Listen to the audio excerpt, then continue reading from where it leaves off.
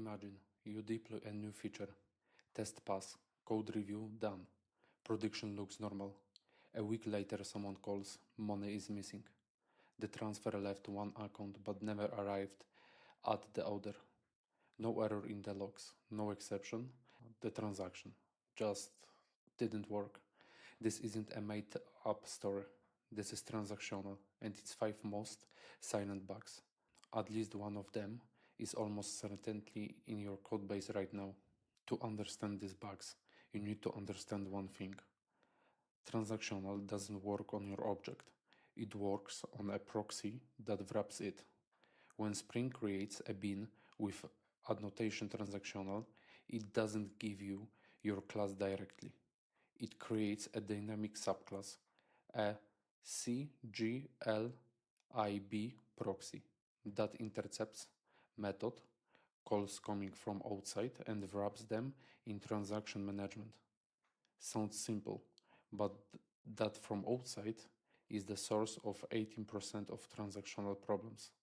Every bug in this video comes down to one thing. Something that bypasses the proxy and hits your object directly. Here is a little piece of code. It was written just for the tutorial, so I don't recommend copying it or using it as a template. Please just focus on the problems and how to solve them. The code will be available in the video description. The first and the most common one, you Google it after 5 hours of debugging. We have here example of transfer money. So let's check our service transfer. You have a service that calls a annotation transactional method from another method in the same class. Everything looks correct. The annotation is in place, but the transaction doesn't exist. Transfer calls process transfer via this. Proxy is bypassed. Annotation transactional on process transfer is ignored. When the exception fires between debit and credit, there is no rollback. Money leaves, for example, Alice, but never arrives at Bob. Transactional here is decorative. The proxy never sees this call, this application. So yes. And now, before we should, Alice have 9,000 and Bob have 5,000. We transfer from one, this is Alice, to is Bob. We transfer 500 money. So after have 8,500 money, but Bob still has 5,000. So how we can fix this? To fix this, we need to delete this function.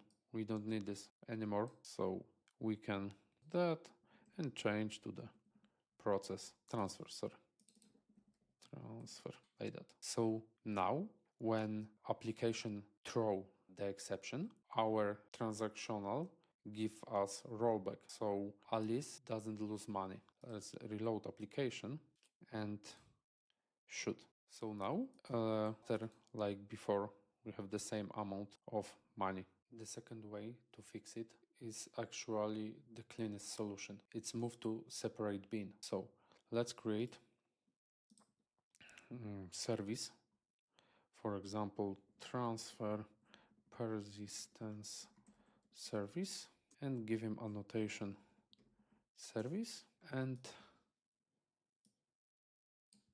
paste it. So now we move our transfer function to another service, and now we can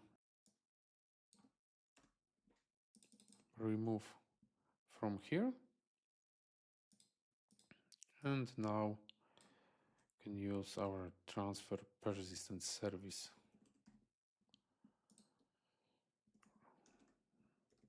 This transfer and like that. So the same thing like this for this example. Yes. So let's test this. Should, and this is work. So our transfer service inject our transfer persistent service proxy call. So does work. So the second bug is checked exceptions. Spring rolls back only on runtime exception and error. On a checked exception, it commits, always. This isn't a Spring bug. It's a deliberate design decision inherited from HB.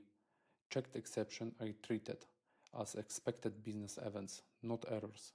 But in practice, when you are writing financial code and your method throws IO exception, halfway through a transfer, the last thing you want is commit. So we have our transfer function again, and we debit from one user and save it. Call compliance, we throw the IO exception, and we have credit another user and save it to database.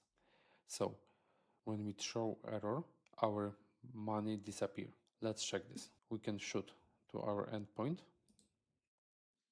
like this, and look, before Alice has 10,000 money and after have 9,500 money, and Bob has the same amount. So we don't want that. We need to fix this. So if we want to fix this, we need to say, hey, our rollback 4 is for IO exception class, or IO exception extends exception.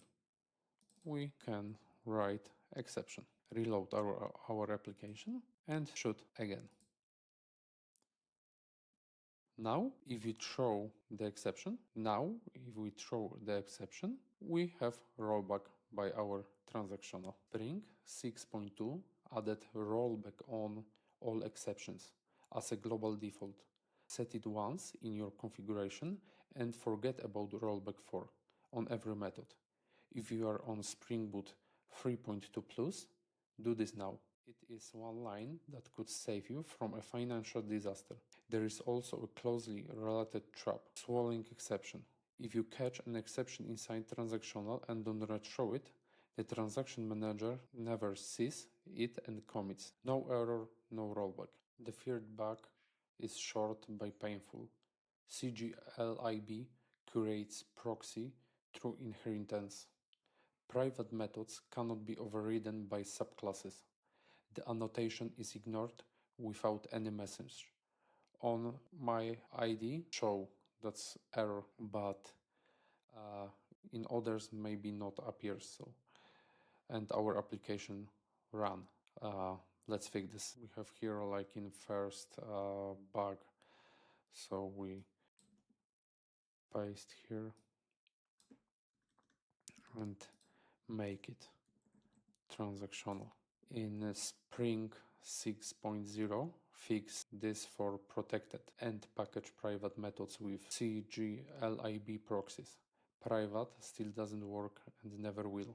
It is a Java limitation, not a Spring one. Final methods have the same problem. CGLIB can't override them.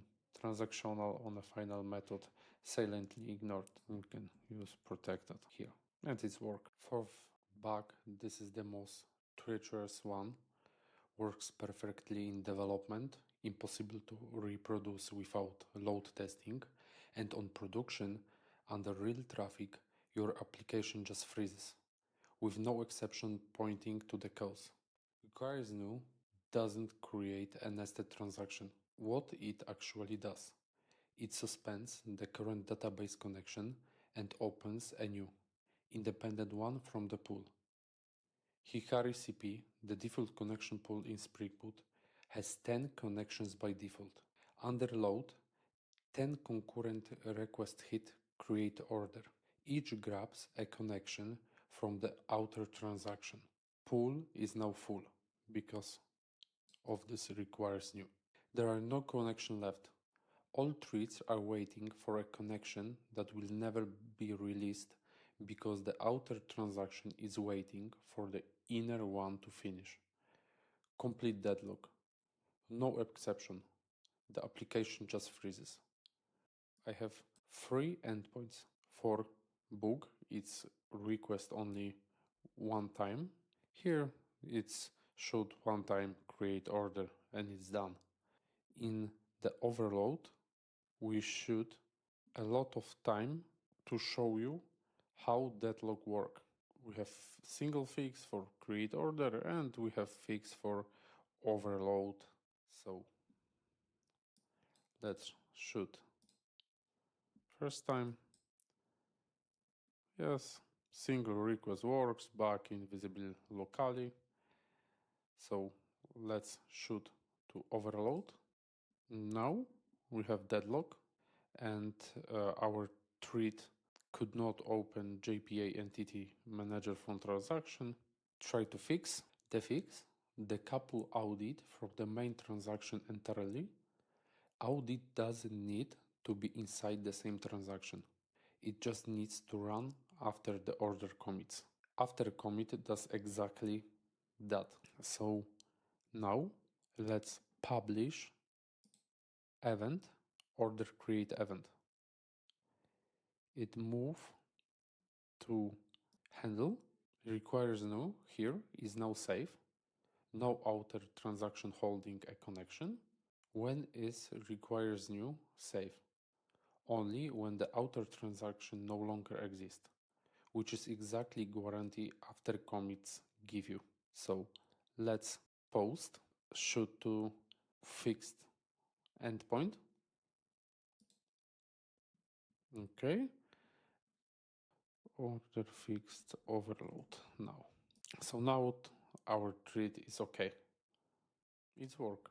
Last one bug. This looks like good practice and it is. When used correctly, used incorrectly, it silently drops your database writes. Read-only true is a hint, not a constraint. Hibernate response by disabling dirty checking and entity snapshots. Real performers win on read-heavy endpoints, up to 50% faster in some cases, but it also means modified entities are never flushed. No exception, no warning. Let's fix this. Only what we need to do is add transactional, this transactional override here. One more thing, the behavior is database dependent.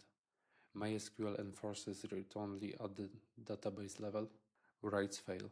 PostgreSQL does not enforce it. Write silently succeed. Never rely on the database to catch this. 5 bugs, 5 fixes. Bug first, self-invocation. Annotation present, no transaction. Fix, separate bin. Second bug, checked exceptions. Rollback expected, commit happens. Fix, rollback for exception class or rollback on all exceptions globally. Third bug, private and final methods. Annotations silently ignored. Fix, make it public or protected. Fourth bug, requires new. Deadlock, app freezes under load, no exception. Fix, add annotation transactional event listener after commit. Fifth bug, read-only trap. Entity changes silently lost. Fix, explicit annotation transactional on every write method. The rule behind all of them if annotation transactional isn't working. First question is always whether you are bypassing the proxy. Screenshot this slide. 5 bugs. 1 root cause. Anything that bypasses the proxy. Keep that mental model and you will never spend 5 hours debugging a transaction that doesn't exist. One quick note on bug 4. If the transactional event listener pattern feels like a lot, don't worry, we will dedicate a full episode to Spring domain events, what they are, when to use them, and how to build a clean event-driven architecture in Spring Boot. It will all click into place then. Next episode, hexagonal architecture with Spring Boot. How to structure your code so that swapping frameworks doesn't require rewriting your entire domain. Subscribe so you don't miss it. Source code on GitLab, link in the description. See you next time.